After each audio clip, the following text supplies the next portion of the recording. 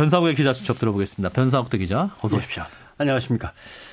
이번 주 우리 사회의 가장 큰 이슈가 되어야만 하는데 되지 않을 가능성이 큰 뉴스가 있습니다. 오늘 아침에 소개해드리겠습니다. 그러니까 좀 짚어봐야 되고 우리 국민들이 관심 가질 뉴스인데 큰 이슈가 안 됐다. 보나마나 안 될 것 같은. 그게 뭔가요? 이명박 정부에서 벌어진 해외 자원 개발 사업에 대한 감사원 감사 결과 발표가 아마 이번 주에 있을 것 같습니다. 네. 흔히 이명박 정부가 4대강에 22조 원을 쏟아부었는데 건진 게 별로 없다. 이렇게 말하지 않습니까? 그렇죠. 그러나 이명박 정부 때 가장 많은 투자가 이루어진 거는 4대강이 아니고 이 해외 자원 개발 사업입니다. 22조가 4대강이라면 이거는 27조 원이 투자가 됐습니다. 여기서 진짜 건진 게 없다면 얼마나 큰 손실이냐. 이제 이게 문제인 거죠. 그러니까 우리 국민들은 이게 22억, 27억도 체감이 안 되는데 사실은. 예, 그렇죠. 27조, 22조라는 규모는 정말 어마어마한 거 아니겠습니까? 그렇습니다. 예. 아무튼 정치적 업적 과실을 위해서 정권이 밀어붙였고 공기업들이 실적 달성을 위해서 무리하게 매달리면서 이제 문제가 발생했던 거 아닙니까? 일찌감치 변상욱 대기자가 이제 굿바이 MB라는 책에서 계속 지적을 했지 않습니까? 예, 그렇습니다. 예.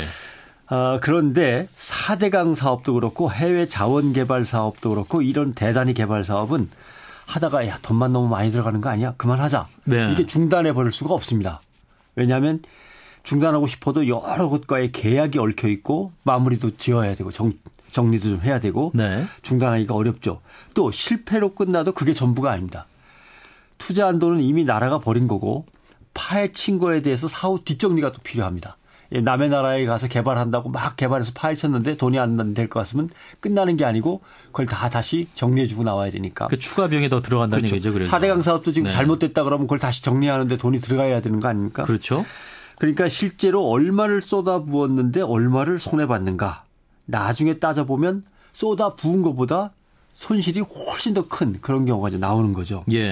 그러니까 노무현, 이명박 두 대통령을 거치면서 해외 자원개발 사업에 쏟아부은 돈이 31조 4천억 정도 된다고 합니다. 예. 그러니까 노무현 대통령 때 한 5조, 이명박 대통령 때 이제 27조 이렇게 막 나간 거죠. 네네. 그러니까 이명박 정권이 얼마나 이 해외 자원개발 사업에 성급히 막 매달렸는가를 갖다 대충 돈만 봐도 알 수 있는 거 아닙니까? 한 7배 이상 투자한 거잖아요. 이전 정권에 비해서. 4조 5조가 27조. 예.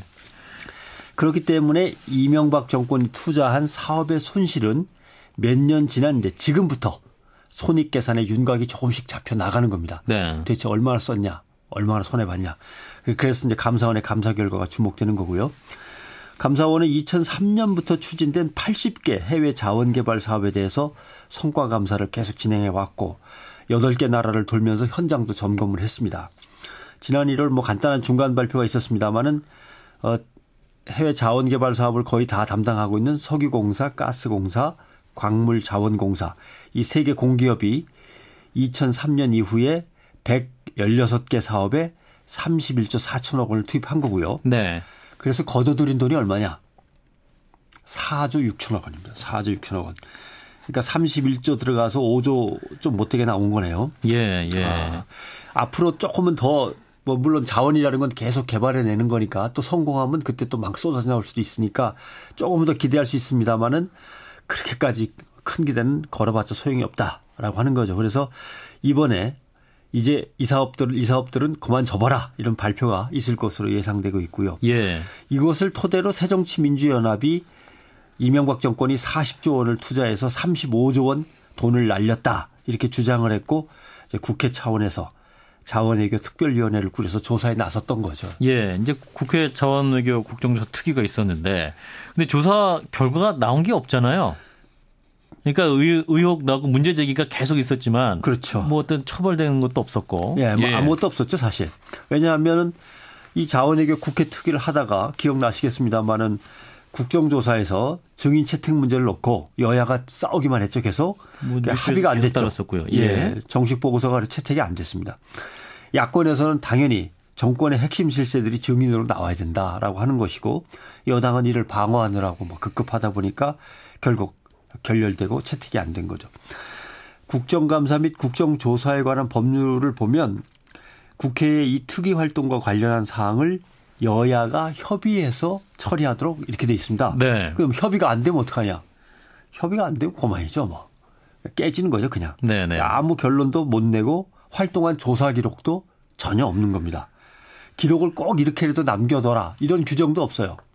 그러니까 이걸 이제 보완해야 됩니다. 법적으로. 제도상으로 좀 허점이 있기 때문에 예, 얼마든지 뭐 그러니까 어떤 진상규명은 안 하려고 안 할 수 있는 거네요. 그러면. 그렇죠. 뭐 예. 이렇게 하다 날짜만 잡아가면서 흐지부지 끌고 가다가 예. 펑 하고 그냥 사라지면 조사 보고서도 안 남는 거고 아무것도 안 남는 거죠. 그래서 국정조사 무용론도 나오는 것이고. 예. 예. 그런데 이 내용과 관련해서 지난주에 보고서가 나왔습니다. 네. 국정조사를 벌인 국회 특위에서 보고서를 못 만들었으니까 예. 개인 차원에서 내가 만들게 하고서 화가 나서 만드신 분이 있습니다. 전순옥 의원 조사 보고서죠? 그렇죠. 예. 보셨군요. 예. 새정치민주연합의 전순옥 의원이 1년간 특위위원으로 활동했던 그 경험을 바탕으로 해서 조사했던 기록들을 꼼꼼히 모아놨다가 예. 이걸 어떻게 이대로 버리냐라고 하면서 개인적으로 보고서로 펴낸 거죠. 네. 전순옥 의원의 보고서를 보니까 MB 자원외교 손실을 22조 원 정도로 추정하고 있습니다. 네. 재무제표상 확정된 손실이 이미 다 계산이 끝난 손실이 4조 원. 부실 사업에 계속 이제 쏟아 부어질 투자액 또 18조 원이 있고 이렇게 해서 22조 원 정도는 MB 자원외교에서 손실을 봤을 것이다. 이렇게 투자하고 있고요. 그러니까 계약은 이미 다 끝났는데 네. 계약한 대로 돈이 지급된 게 있고 그래서 다 정리된 돈이 있고 계속 이제 들어갈 돈이 있는 거고 이렇게 되는 거죠. 예. 뭐 현실감이 가지 않는 액수라 거기 설명도 붙였더군요. 박근혜 정부가 국가가 책임지겠다고 한 누리과정 예산이 있습니다. 네. 아이들 키우는 과정. 그런데 이걸 갖다가 정부가 돈이 없으니까 지방교육청이 알아서 해. 난 몰라. 라고 해서 떠넘긴 게 7,525억 원인데 이걸 30년간 아이들을 갖다 보살필 수 있는 돈이다. 이게 이제 MB 정부가 자원외교에서 본 손실이 이런 돈이다라고 하는 거죠. 아, 이게 그냥 엄청 체감이 되네요. 네. 근데 이 전순옥 의원의 이 보고서도 빛을 못 봤어요. 언론들이 보도를 하지 않았습니다.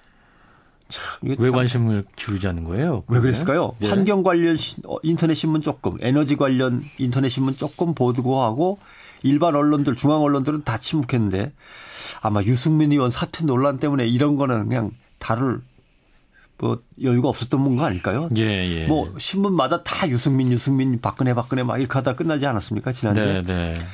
이 소중한 보고서가 눈에 안 띄었던 것 같습니다. 이 보고서에는 자원외교 부실 투자의 핵심 인물들 얘기가 다 담겨 있고 내부 고발, 전문가 진단 이런 것들도 다 담겨 있습니다. 네. 그리고 자원외교에 편승해서 잘 나간 고위 공직자들, 그들이 얽혀 있는 인맥관계 이런 것까지도 여기 다 실려 있습니다. 나중에 이제 감사원 감사나 검찰 수사에서 참고를 해야겠죠. 감사원 보고서가 이제 나오긴 합니다만은 감사원 보고서도 사실 사업만 감사했지 예. 얼마나 많은 정권의 실세들이 관련되어 있는지는 안 써 있을 겁니다. 예. 그렇죠? 지금 이제 정권 실세들이 어떤 방법으로 얼마만큼 이 사업들을 밀어줬는가. 이 사업에서 빠져나간 돈은 얼마나 되나.